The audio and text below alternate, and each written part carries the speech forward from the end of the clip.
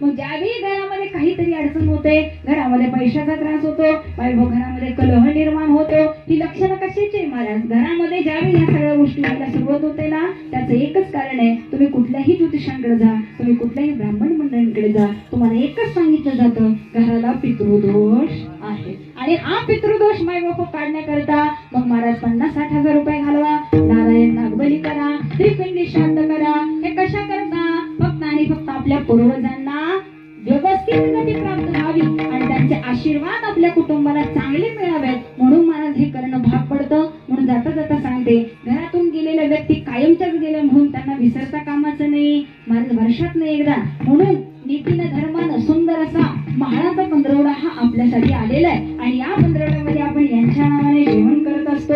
अक्षय तृतीयेला पितृंची माईबाप पूजा केली जाते. हे कधीही मनुष्यानं चुकवता कामाचं नाही. हे छानरित्या पार पडावं, कारण त्याच वेळी त्यांचा आशीर्वाद आपल्या कुटुंबाला लागतो. कल्याण इच्छे